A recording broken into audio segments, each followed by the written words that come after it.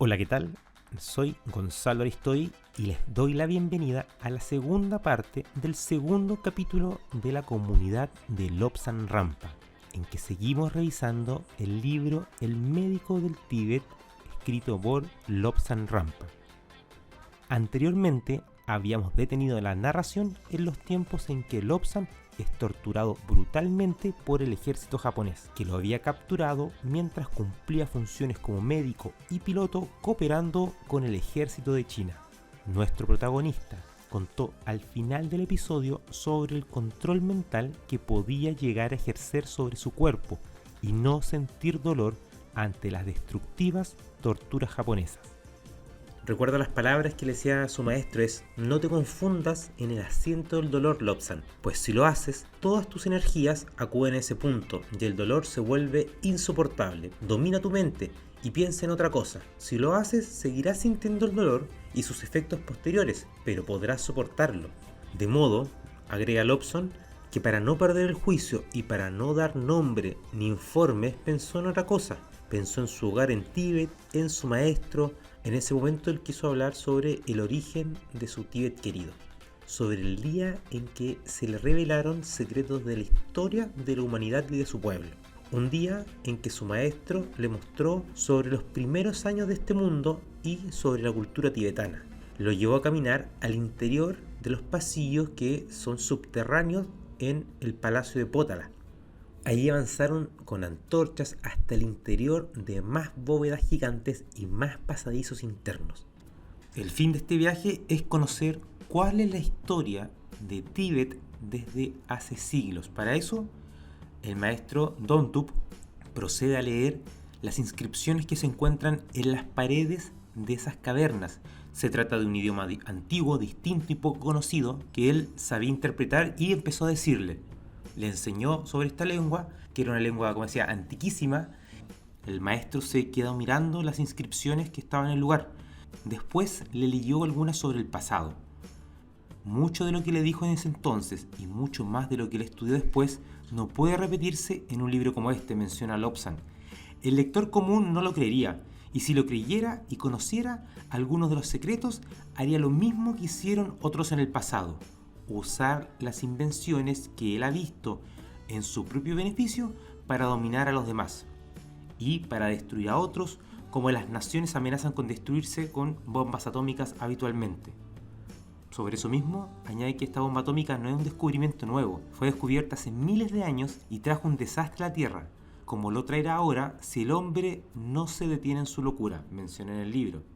El maestro añade y le cuenta que en todas las culturas del mundo, todas las religiones y todas las historias de todas las grandes tribus y las naciones más históricas del mundo, se habla de un diluvio, de una catástrofe en la cual los pueblos perecieron ahogados, las tierras se sumergieron y volvieron a emerger, y el mundo entero estuvo convulsionado. Esa es la historia de los incas, los egipcios, los cristianos. En Tíbet saben que eso fue provocado por una bomba. Pero en este y en todos los libros voy narrando cómo ocurrió todo eso y cómo ha sido la historia de la humanidad de los tiempos del diluvio. En ese instante, el maestro comienza la narración y la lectura de lo escrito en la caverna. Hace muchos años, muchísimos años, el mundo era un lugar muy distinto. Giraba muy cerca del Sol, lo hacía en dirección contraria y había otro planeta cerca, un gemelo de la Tierra. Los días eran más cortos y así parecía que el hombre vivía mucho más tiempo. Daba la impresión de vivir cientos y cientos de años. El clima era más cálido y la flora tropical y exuberante. Los animales eran inmensos y tenían formas muy diversas. La fuerza de gravedad era mucho menos fuerte que en el presente, porque la Tierra giraba de otro modo. El hombre era tal vez 2 veces más grande que ahora, pero de todos modos era un pigmeo comparado con otra raza que vivía con él. Pues en la Tierra vivían seres de un sistema distinto que eran súper intelectuales. Ellos supervisaban la Tierra y enseñaron mucho a los hombres. El hombre en aquella época era algo así como una colonia, una clase que recibe enseñanzas de un maestro amable. Esos gigantes inmensos enseñaron mucho a los hombres. Continúa con el relato. A menudo, esta clase de habitante que estaba en la Tierra, que no eran los humanos, subían a aparatos extraños de metal reluciente y volaban por el cielo. El hombre, el pobrecito hombre ignorante, que todavía estaba en el umbral de la razón, no podía comprender nada, pues su intelecto era poco mayor que el de los monos. Durante una cantidad inmensa de años, la vida en la Tierra siguió plácidamente. Había paz y armonía. Los hombres podían conversar sin palabras, por telepatía. Usaban las palabras únicamente para conversaciones locales. Con el tiempo, los hombres superintelectuales, que eran mucho más grandes que los hombres, que los humanos, se disgustaron entre sí. Surgieron fuerzas disidentes. No pudieron ponerse de acuerdo en ciertos puntos exactamente que las razas actuales.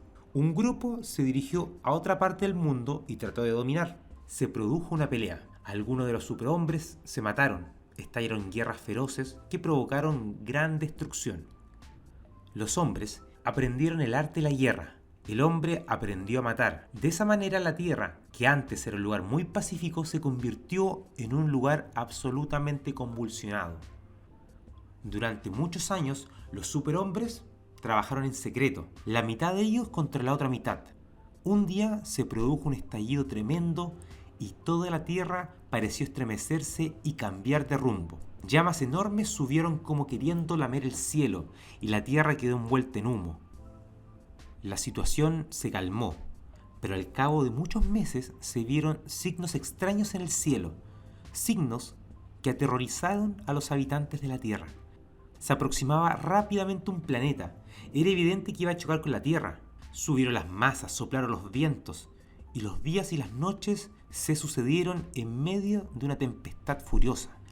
A medida que el planeta se acercaba, se formaron olas inmensas que sumergieron enormes extensiones de la Tierra. Terremotos estremecieron la superficie del globo y continentes enteros fueron tragados en un abrir y cerrar de ojos por el mar.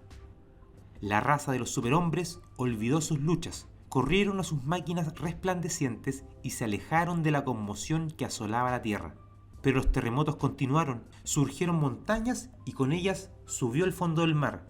Otras tierras hundieron y quedaron inundadas. La gente de aquella época huyó atemorizada, enloquecidos de terror ante lo que creían que era el fin del mundo. El maestro continuó con su relato. El planeta invasor se acercó más aún, hasta que por fin se aproximó a cierta distancia. Hubo un estallido terrible, seguido por grandes chispas eléctricas. Los cielos se encendieron con descargas continuas, se formaron nubes enormes negras como de hollín, que convirtieron los días en una noche interminable de terror. El mismo sol pareció detenerse. Horrorizado ante la calamidad, finalmente se cerraron las nubes negras y la noche reinó. Los vientos se hicieron fríos, después cálidos. Miles de personas murieron con esos cambios de temperatura. Del cielo cayó el alimento de los dioses, el llamado maná. Sin él, los pueblos de la tierra y los animales del mundo habrían muerto de hambre, pues las cosechas estaban destruidas y no tenían qué comer.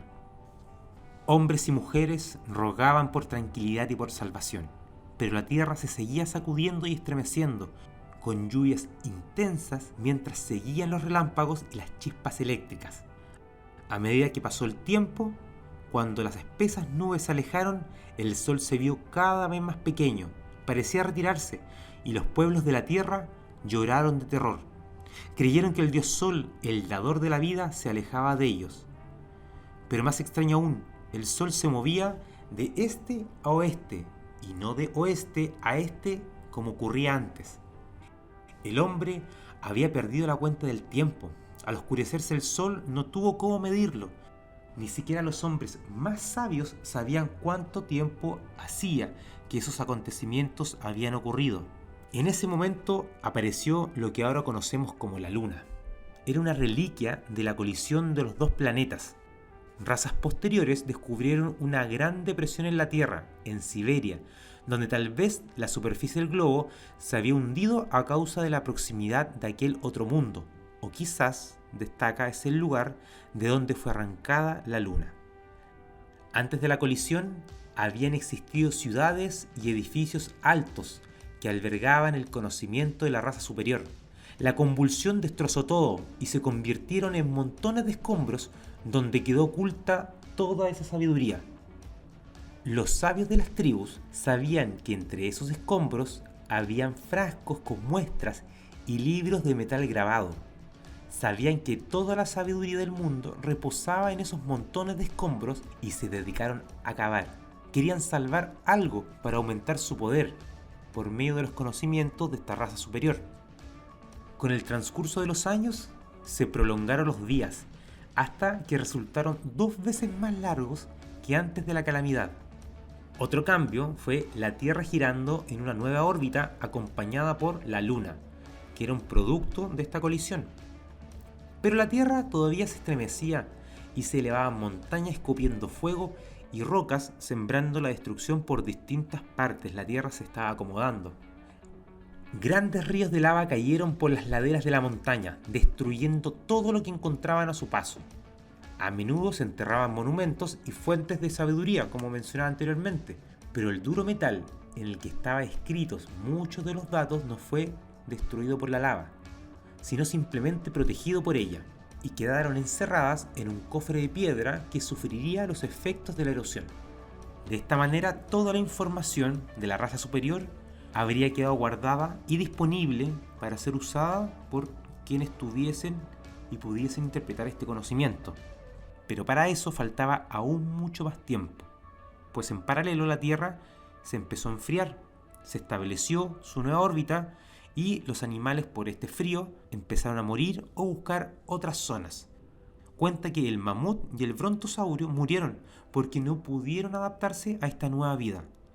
Con este cambio y estas nuevas condiciones, del cielo cayó hielo y soplaron vientos muy fríos.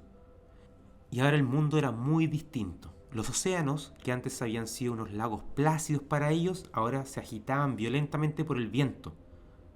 Durante mucho tiempo las olas fueron gigantes y amenazaron con inundar la tierra y ahogar a sus habitantes.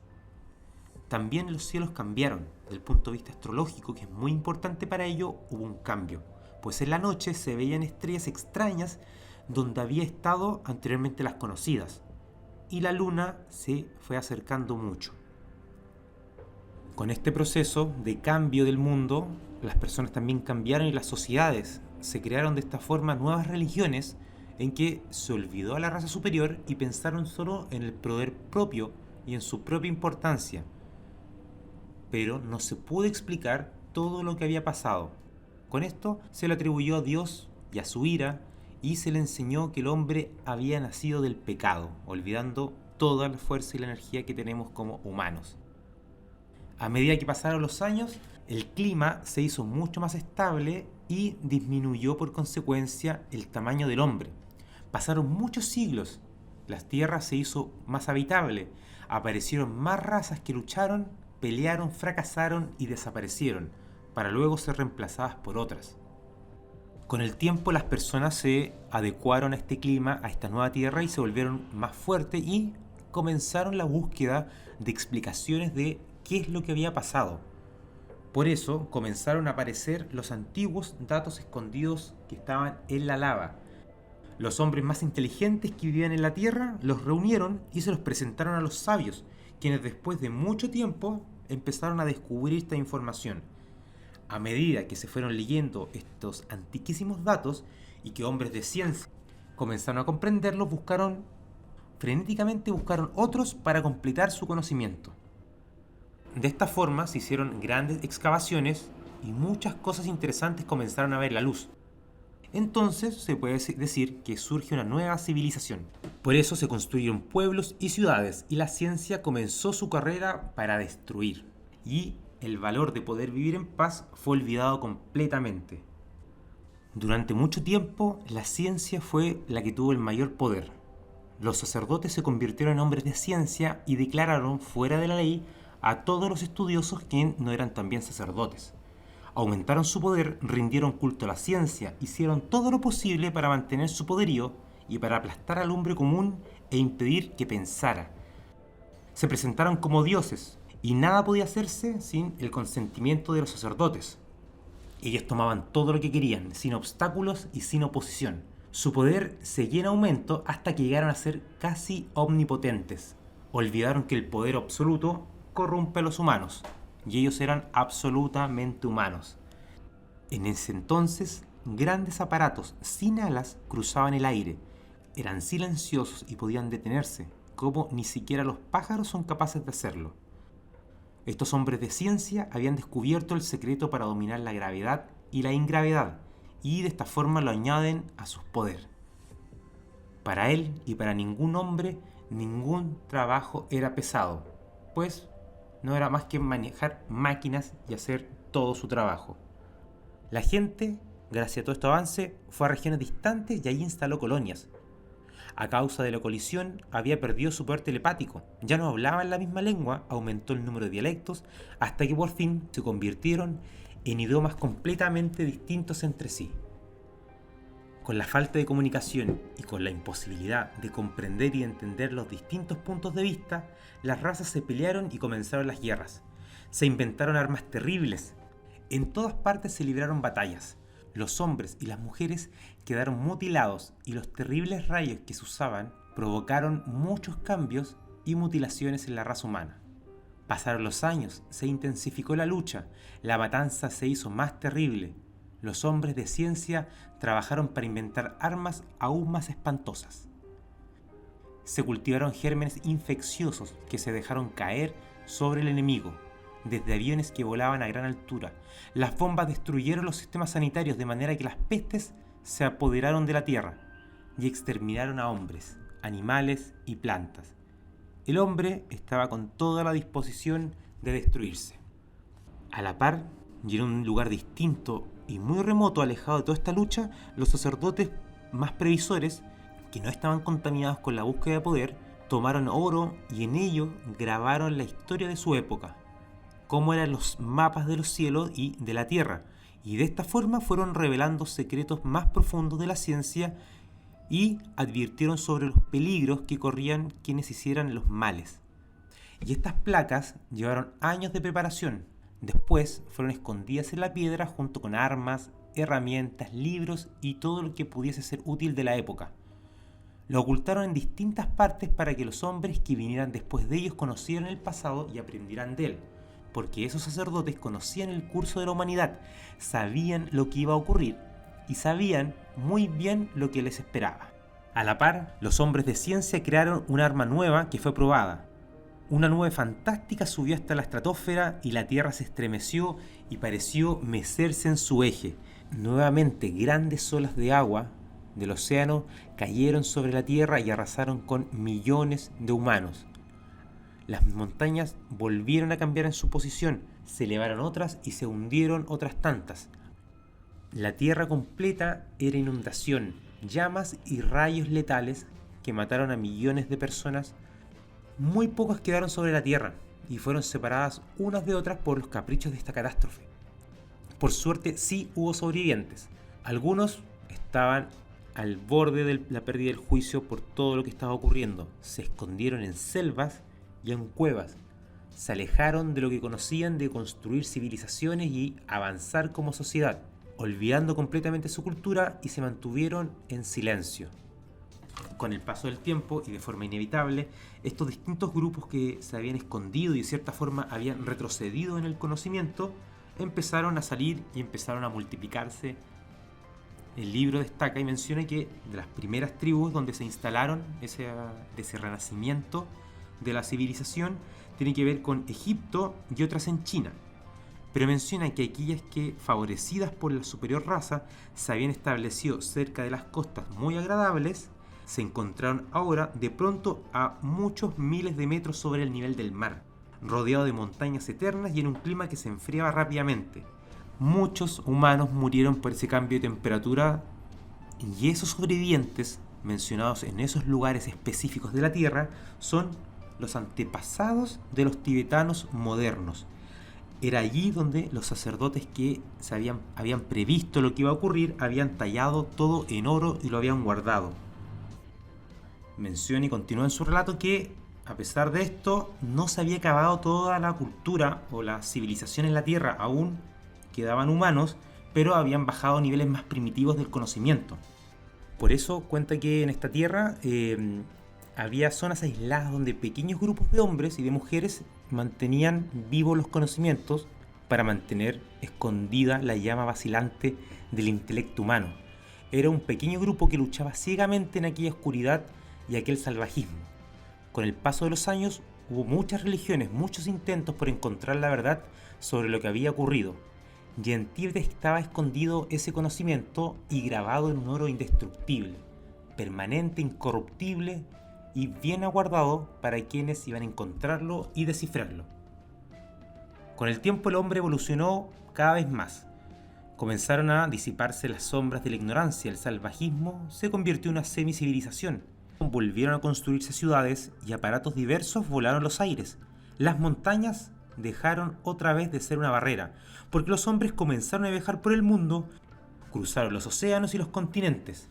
Con esto se aumentó el conocimiento, también el poder, y los hombres se hicieron más arrogantes y comenzaron a oprimir a los pueblos más débiles. Para defenderse, estos pueblos débiles inventaron máquinas, lo que condujo a guerras. Nuevas guerras que duraron muchos años. Y cada vez el hombre estaba inventando armas más mortíferas. Cada lado de los humanos trató de buscar el arma que fuese más temible por el resto. Y mientras tanto, en las cavernas de Tíbet, la sabiduría se seguía protegiendo. En las laderas de Changtang había una ciudad que estaba desolada y había sido olvidada, en la cual estaba el conocimiento más precioso para el mundo y aguardado a que fueran a buscarlo, y yacía completamente guardado. Esta es la ciudad de la que Lobsang Rampa y el grupo que asciende a las tierras altas de Changtang descubren este viaje. Atraviesan esta ciudad que era gigante porque era para superhumanos, gente mucho más alta, y por los distintos movimientos de la Tierra terminó en ese lugar y quedando escondido junto con su conocimiento. Si bien Lobsang tiene mucho más que contar sobre la historia de la humanidad y qué es lo que pasó con las guerras humanas, no pudo o no continúa con el relato o no continúa con la evocación de esos momentos porque la sangre y la violencia que están aplicando los japoneses en sus torturas es demasiado que no le permiten la concentración. Cabe recordar que Lobsang se encuentra prisionero del ejército japonés, quienes buscan y necesitan de alguna forma saber que él entregue toda la información posible, para lo cual no pierden oportunidad de ninguna forma, todo método es posible. Lo describe en su libro, dice: me rompieron la nariz, me la aplastaron contra la cara de un golpe de culata de la pistola, me dieron una cuchillada en la boca, me rompieron la mandíbula y me arrancaron los dientes a puntapiés.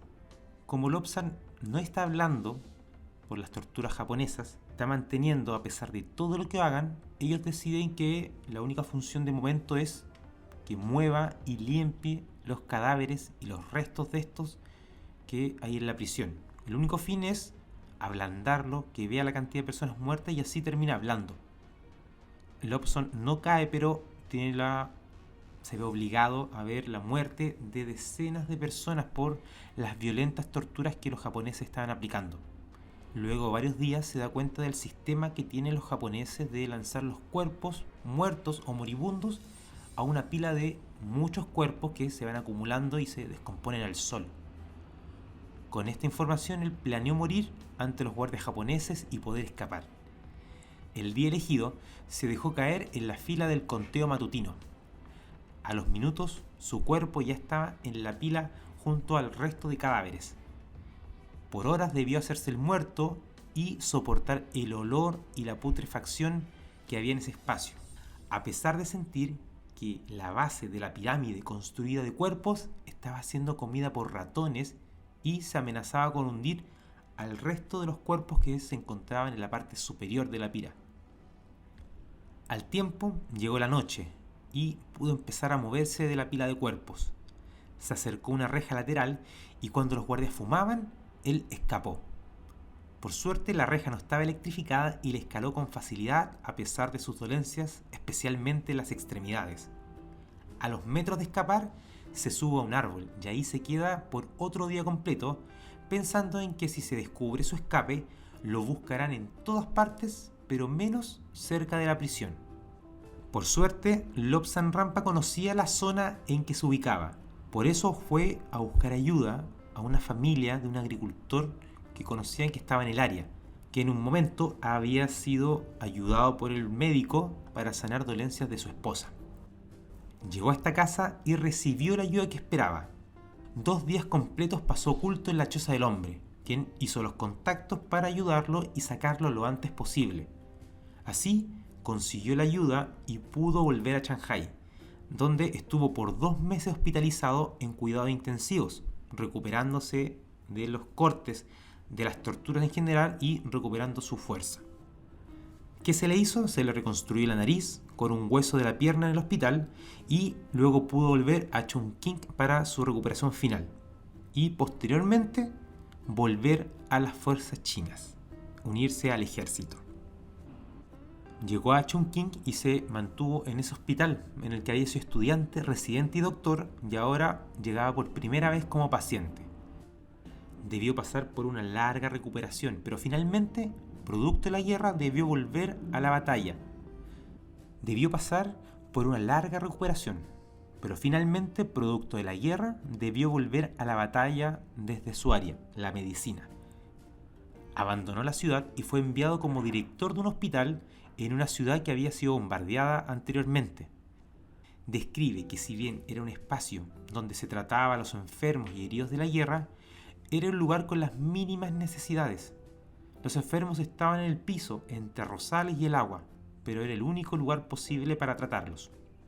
Un día, en esa ciudad los bombardeos se intensifican y se acercan al lugar en el que están.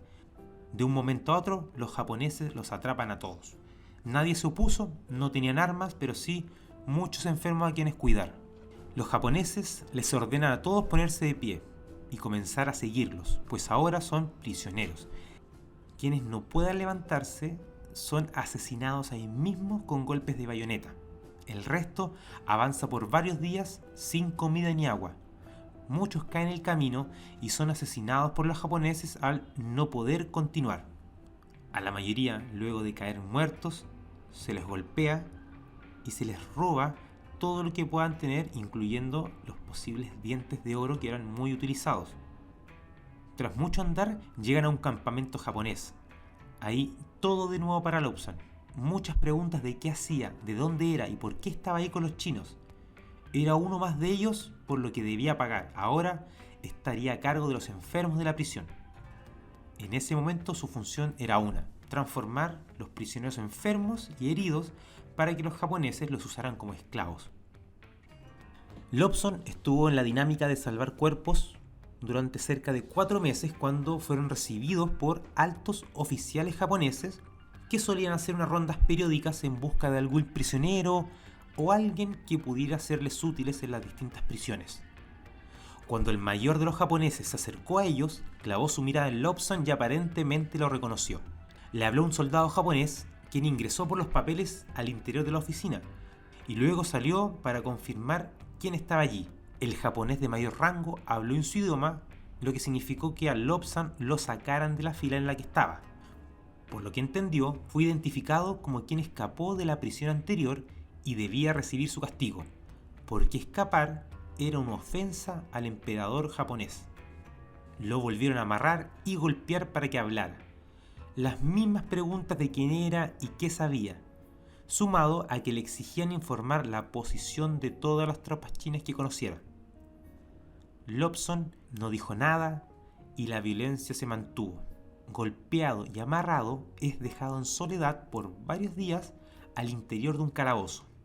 Nuevamente Lobsang prefiere salir de ese lugar mentalmente para ir y evocar recuerdos que le llenen más sano el corazón. Decide recordar el viaje que tuvo a las que mencionamos anteriormente, las tierras altas de Changtang. Y aquí nos va a contar algo que no había mencionado anteriormente. Cuenta que ese día o esa jornada en que subieron a las cumbres de Changtang y encontraron lo que era algo así como un oasis escondido en un valle entre las montañas altas con un clima cálido, ahí siguieron recorriendo hasta llegar a un punto en que descubrieron una ciudad que se encontraba, la que se menciona anteriormente, la ciudad en donde estaban estos super hombres. Su guía les comenta cuando ve lo asombrado que estaba tanto Lobsang como el resto de la comitiva y les dice: Hace 500.000 de años este era el hogar de los dioses. Hace 500.000 de años este era un hermoso lugar junto al mar, donde vivían hombres de ciencia de una raza distinta. Llegaron de otro lugar y algún día os contaré la historia. Por medio de sus experimentos, el mar se elevó y se congeló, y aquí adelante de nosotros vemos una ciudad conservada en el hielo eterno de aquella época. Una ciudad inundada y helada. Se trata de una ciudad que se encuentra muy bien conservada en el lugar donde ellos ascendieron. Entre medio de los glaciares se puede ver cómo la ciudad y el hielo se forman uno solo, en el que se notaba una ciudad que había sido habitada hasta sus últimos días. Era como si de un instante a otro, de un día para otro, haya sido congelada. Siguieron recorriendo la ciudad y avanzaron y exploraron esos edificios, y cuando más se acercaban, más asombro tenían. Todo era muy extraño para ellos. Estuvieron durante varios minutos sin poder comprender la sensación que los estaba invadiendo. Imaginaban que de pronto se habían convertido en enanos, porque era lo que les describí anteriormente. Era una ciudad que era inmensa, los edificios eran inmensos, construidos por una raza que era 2 veces más alta que nosotros los humanos. Ellos, los lamas, entraron a algunos edificios y los examinaron en detalle. Alguno en particular parece ser un laboratorio, y en el lugar había gran cantidad de extraños objetos y aparatos, muchos de los cuales dice que todavía se veía que funcionaban. Ya en ese instante el recuerdo de Chang Tang desaparece, porque es interrumpido completamente por los soldados japoneses, quienes mojan a Lobson dentro de su celda, la inundan para intimidar al prisionero y hacerlo flotar, para sacarlos todos desde la parte más alta, porque era un calabozo profundo a donde lo habían lanzado amarrado. Logra hacerse flotar y unas manos lo toman y lo llevan a otra prisión dentro del cuartel. Han pasado varios días. A Lobson se ha recuperado un poco y lo volvieron a poner a cuidar enfermos dentro de la cárcel. Por su parte, los interrogatorios habían cesado y él se encontraba con un poco más de libertad, pero siempre siendo prisionero. Especialmente el motivo era porque vendría un alto oficial japonés a revisar las instalaciones, y todos estaban muy ocupados de que el lugar quedara perfectamente arreglado. Con el barullo y el movimiento de la llegada del alto oficial japonés, Lobson empieza a caminar tranquilamente hacia la entrada del campo de prisioneros, muy lento pero con seguridad. Y sin bajar la velocidad en ningún momento. Cuando está muy cerca de la puerta y a punto de salir, ve un soldado japonés que lo llama y Lobson le devuelve un saludo. Y luego de este saludo de vuelta, el soldado se pone a trabajar en sus cosas y se olvida del tibetano. Casi por sorpresa se encuentra fuera de la prisión. Ya ahí, Lobson empieza a apurar el paso y definitivamente escapa. Como puede, corre varios kilómetros entre arbustos y árboles. Piensa en personas que podrían ayudarlo, que él sabe que también viven por ahí, así que podría hacer algo. Por el área, busca a la familia a la que encuentra y posteriormente esta familia china lo recibe. Le ayuda con las heridas y le da un espacio en su hogar. Esa misma noche, Lobson duerme con ellos y despierta por las bayonetas incrustándose en su abdomen, y está rodeado de japoneses. Esta familia lo había entregado y la única respuesta que recibió es que él no era uno de los suyos, y si es que eran descubiertos, los japoneses serían aún más crueles con los mismos chinos. Ya de vuelta en la prisión, los soldados japoneses le rompen las piernas, poniendo bloques pesados sobre ellas y saltando. De esta forma se desmaya del dolor y la agonía. Ya al otro día despierta en una celda rodeado de ratas y sabe que si no se presenta en el conteo de la mañana, esa sería una excusa perfecta para ser asesinado de las formas más creativas que tienen los soldados japoneses. Lobson no les dio la oportunidad y gracias a otro prisionero consiguió un poco de bambú, se entablilló las piernas y con más ayuda se hizo unas muletas, y con un tercer bambú un palo para tener un equilibrio y no caerse. De esta forma se salva otro día más de la muerte. A los días, gracias a la habilidad que tiene Lobson para recuperar cuerpos, es enviado a otro centro de detención, pero esta vez femenino, ahora como médico a cargo de la salud y la recuperación de todas las prisioneras. Es enviado en un camión amarrado durante varios días hasta llegar a este nuevo campamento. Ahí solo hay mujeres con distinta gravedad de sus lesiones, pero no existe ningún tipo de implemento mínimo para operar o poder recuperarlas. A lo que se suma que cada noche los soldados llegan en busca de las mujeres para entretenerse, abusar de ellas y satisfacer a las eventuales visitas de los altos rangos japoneses. Todas estas situaciones, Lobson posteriormente tenía que verlas y recuperar y mejorar a las mujeres con sus cuerpos heridos y destruidos. Dentro de lo peor de ese momento, Lobson sabe que no le quedan ni vendas ni medicamentos que puedan ayudar a la recuperación de sus pacientes.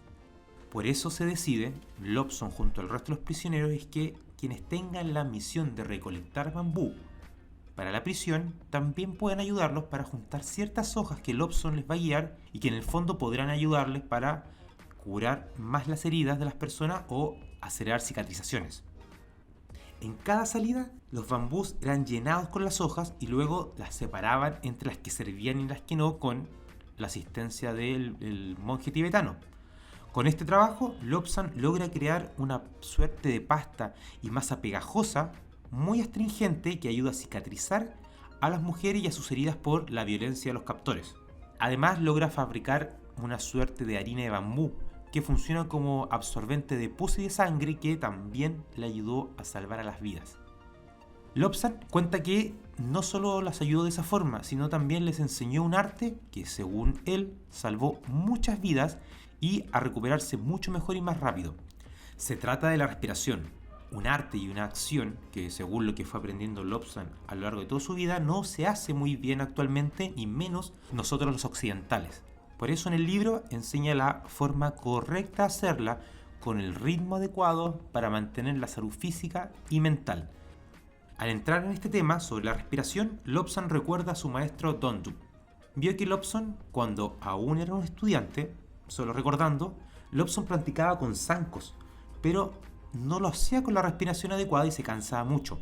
Por eso el maestro le comentó que hay 4 distintos tipos de respiración y principalmente la gente utiliza la que ellos llaman la respiración superior, en que solo se utiliza una parte de los pulmones y es muy mala, pues no se renueva completamente el aire que está en el interior de nuestros cuerpos. Por este motivo es que su maestro le dice que van a aprender lo que es la respiración completa, que abarca, como decía, los 3 sistemas, el de la respiración superior, que es el mejor, media e inferior. De modo que los pulmones se llenan completamente de aire, por lo que la sangre se purifica y se llena de fuerza vital. Es un sistema muy fácil en que tienes que estar sentado o de pie con una posición cómoda y respirar por la nariz.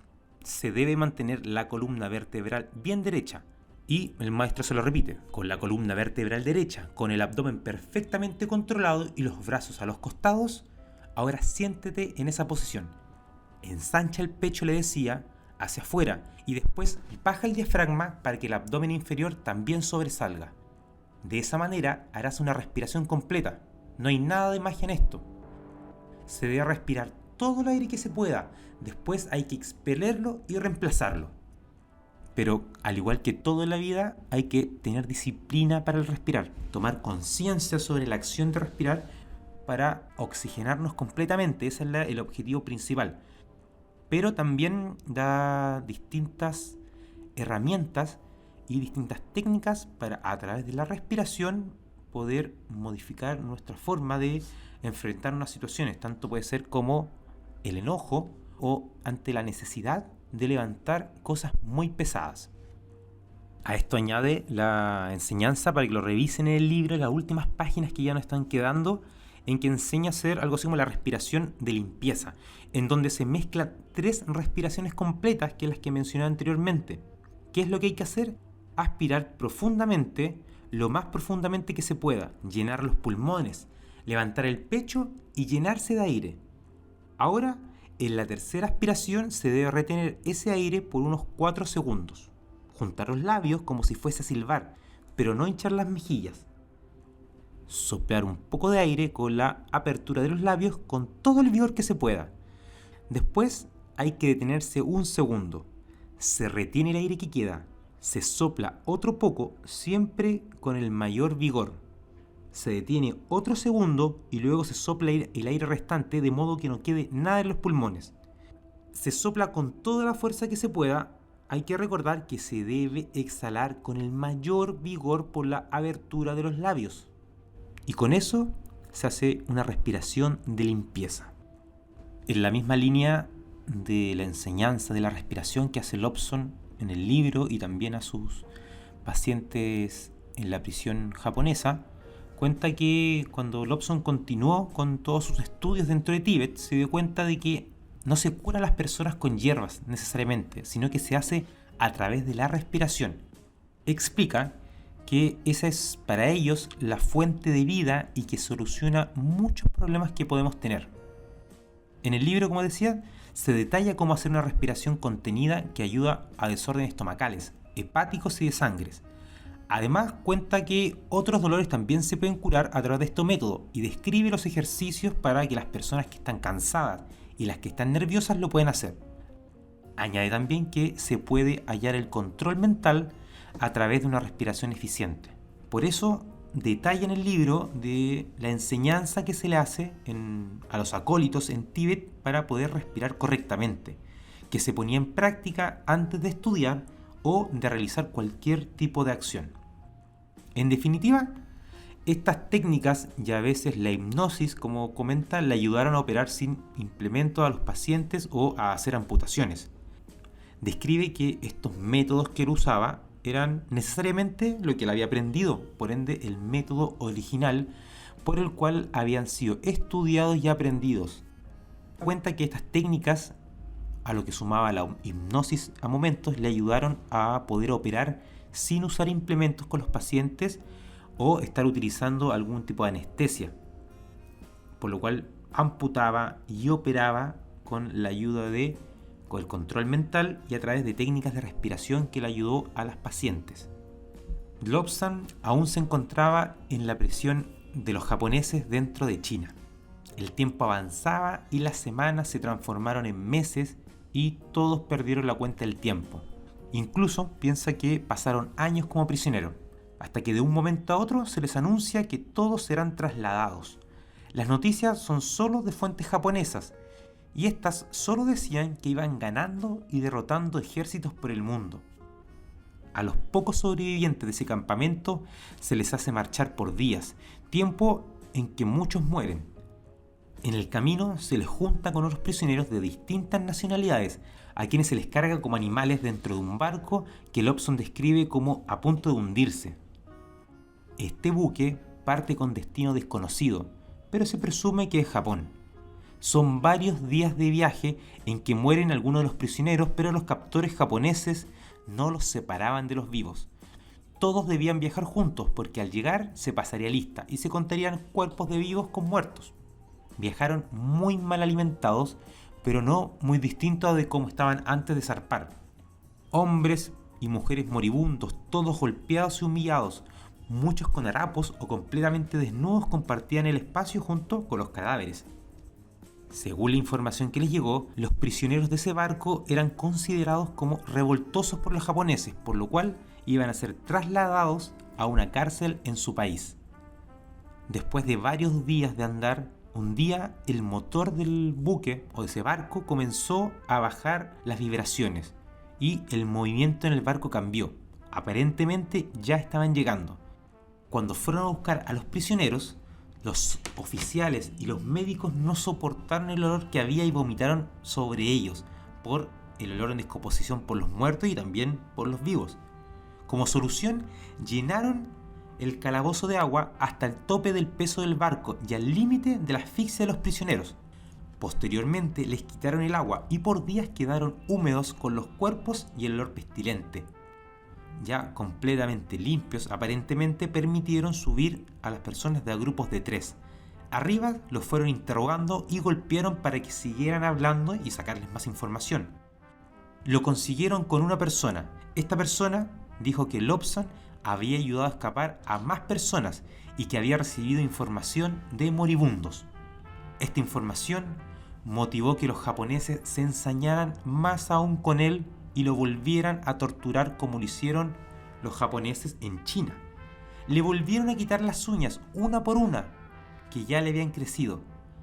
Como seguía sin decir nada, le metieron agua a presión por la nariz. Sentía que los pulmones estaban llenos de agua y pensaba que moriría por la presión. Sintió su cuerpo inflarse hasta que el agua salió con sangre.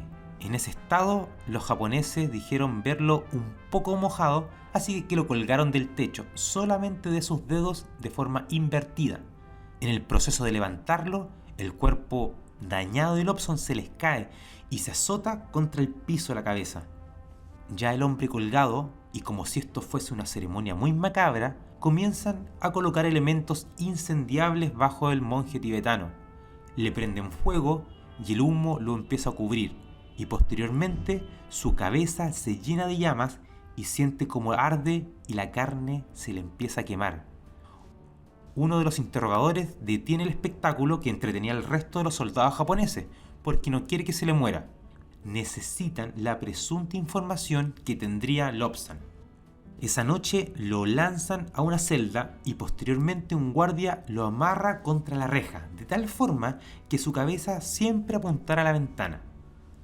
Cada vez que él cerraba los ojos, lo picaban con una bayoneta en el abdomen. De esta forma, fue obligado a ver cómo fusilaban a los demás prisioneros para destruirlo aún más. Tras la matanza, lo sacan al exterior y lo hacen cavar su propia tumba. Cuando la tumba se encuentra lista, lo ponen frente a ella. Un japonés de alto rango dice unas palabras en su idioma en contra del tibetano, lo ofende, lo escupe y le apunta, anunciándole que todo esto es una decepción para el imperio. Da la orden de disparar y se abre fuego. El primer pensamiento que tiene Lobsang frente a lo último que acaba de pasar es que se encuentra muerto y está con su maestro Dondup en los campos celestes. Pero no es así, se encuentra boca abajo en el piso de la celda. No murió, pero sí está muy herido. Había sido parte de una simulación de ejecución con balas falsas, pero que sí lo hirieron superficialmente. Estas heridas lo llevaron a tener una pulmonía. No recibe ningún tipo de asistencia médica y su salud empieza a empeorar, y los japoneses le anuncian que todavía no habían terminado con él. Esa mañana, desde su prisión, sintió el motor de un avión que no era uno japonés. Conocía el sonido de esos aviones y este no era el caso. Y ante esto, Lobsang, más que pensar que fueran aviones invadiendo Japón, pensaba que se trataban de que japoneses se habían apoderado de aviones extranjeros. Sin embargo, eran mejores noticias para Lobsang, porque un día, mientras todavía Lobsang estaba muy enfermo, de nuevo escuchó esos aviones. De pronto, la tierra se estremeció y se oyó un rugido palpitante, describe. Nubes de polvo cayeron del cielo y se sintió un olor rancio. El aire pareció electrizarse y ponerse tenso. Todo quedó inmóvil un segundo. Después, los guardias corrieron atemorizados y gritando de miedo, llamando al emperador para que los protegiera de no sabían qué. Se trataba de la bomba atómica arrojada en Hiroshima el 6 de agosto de 1945. Lobsang queda inmóvil sin saber qué hacer. Los japoneses estaban muy ocupados para preocuparse de él, por lo que ni siquiera habían dejado con llave la puerta, porque por lo enfermo que estaba era imposible que él saliera. Cuando abre la reja de su prisión, se da cuenta que los japoneses habían huido y no se sentía ningún otro guardia cercano que pudiera impedirle su escape. Los japoneses abandonaron sus ropas, abandonaron sus fusiles y escaparon del lugar, dejando la prisión vacía.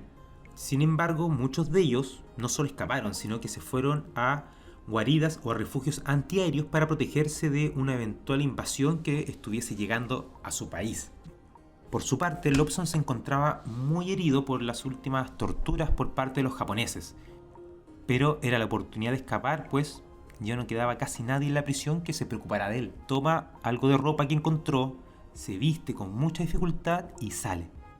En el exterior había una guerra en el aire. Sumado a la reciente bomba, se sumaban los sonidos de las defensas antiaéreas del ejército japonés que aún peleaba. Con mucha dificultad, Lobsang escapa de la prisión y se arrastra durante toda la noche hasta la costa, a través de arbustos y árboles, siempre pensando en que no lo fuesen a detener. Hasta que al llegar a la costa, ve un pequeño bote el cual piensa que le podría salvar la vida. Con mucha dificultad logra subirse a la barcaza. Todo es un movimiento lento y cargado de mucha fuerza que tiene que concentrar porque no tiene energía para nada, pero tiene que escapar. Logra cortar la cuerda para separar la barca de la costa y empezar a moverse y escapar de ese país. Él no les quedaban fuerzas simplemente. Se acostó y se dejó caer dentro de la barca y que las olas hicieran el resto. A su espalda ya se encontraba Japón. No importa dónde iba, simplemente se alejaba de ese país o de esa guerra que tanto daño y tanta destrucción le había hecho. Así finaliza el segundo libro de Lobsang Rampa, El médico del Tíbet, en que narra su vida en el tiempo en que vive en China, a donde viaja a estudiar desde su natal Tíbet para aprender medicina china. Ahí no solo estudia la medicina, sino que aprende a volar aviones y de esta forma entra a la guerra de China con Japón, logrando salvar muchas vidas con sus funciones de médico y de piloto. Producto de esta guerra, recibe las peores torturas japonesas, pero logra sobrevivir. A la par, nunca deja de explicar y de confirmar con sus experiencias las posibilidades asociadas al oculto, con leyes poco aplicadas y más bien desconocidas en Occidente, sobre espiritualidad, energía y mucho más. La invitación queda abierta a seguir en el tercer capítulo de la comunidad de Lobsang Rampa, en el que hablaremos en detalle en el libro El Cordón de Plata, o también La Historia de Rampa, según la editorial que tenga. Un libro que continúa con la historia de Lobsang Rampa sobre qué le pasa después de quedar a la deriva en el mar de Japón, un viaje que continúa hacia Occidente en el que jamás nos dejará de dar experiencias y conocimientos asociados a lo místico y a la espiritualidad. Nos vemos en un nuevo capítulo de la comunidad de Lobsang Rampa. Ha sido un gusto, hasta luego.